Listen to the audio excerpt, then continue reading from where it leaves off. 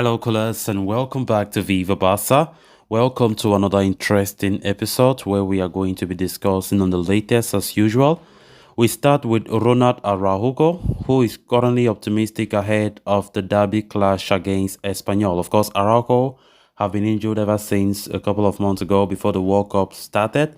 And from the look of things, Araujo will be match fit when we play against Espanyol at the Camp Nou on the eve of New Year.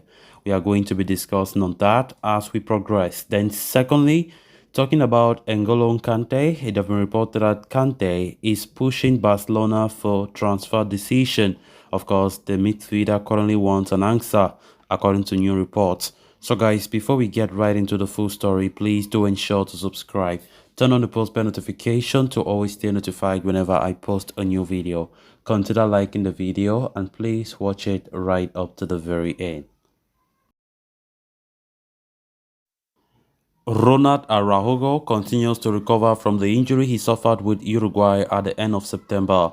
The objective, after not playing a single minute in the World Cup, is to return fit against Espanyol. Ronald Araujo suffered, as explained at the time by the Barca medical statement, he suffered an evolution of the adductor longus tendon of the right thigh. It was during a friendly disputed on September 23rd with Uruguay playing against Iran in Austria and with the aim of preparing for the World Cup in Qatar.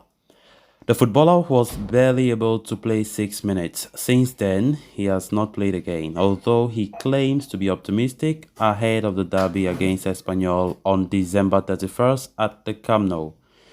The Uruguayan, a few days after being injured, traveled to Finland to be operated by Dr. Lars Lampagnan. From then on, all his efforts were focused on arriving with options to play for the World Cup in Qatar with the Uruguayan national team. The defender did not hesitate to join Diego Alonso's squad with the aim of, when the time came, being available to the coach during the qualifying rounds. However, Uruguay fell in the group stage, so the Blaugrana finished unpublished in the tournament. Barcelona at the moment will be happy for the fact that, Araujo is recovering very fast and his availability for the game against Espanyol looks like a very big possibility now. Of course, Araujo has been out since September, mid-September, when he played a friendly game against Iran, Uruguay versus Iran, and he was injured. And since then, he hasn't played football again. And of course, there was fear when Araujo was permitted to go with the Uruguay national team to play in Qatar. But of course, luckily enough for Barca, he did not play any game there. Uruguay did not even qualify to the knockout stages of that competition, which means that there was no possibility of Ronald Araujo to play a single minute in the World Cup in Qatar. And definitely, I think it was a bittersweet news for Barcelona.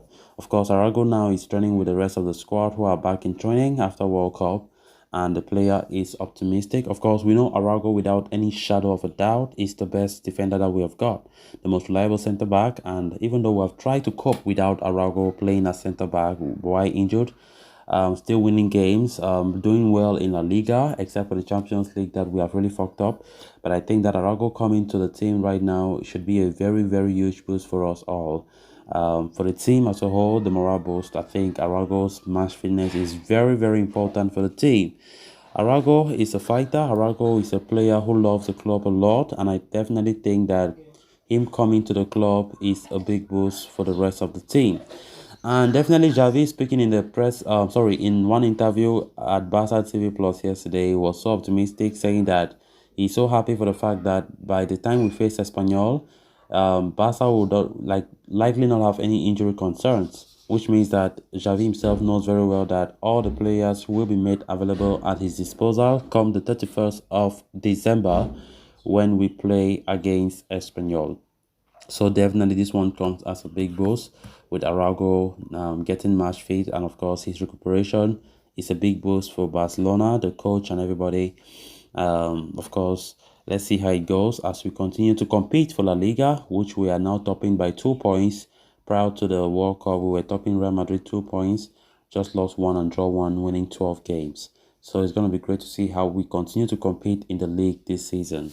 Then, moving on to the next story of discussion, Chelsea midfielder N'Golo Kante continues to be linked with a move to Barcelona, with the latest update claiming he is pushing the Catalans for a decision about a transfer.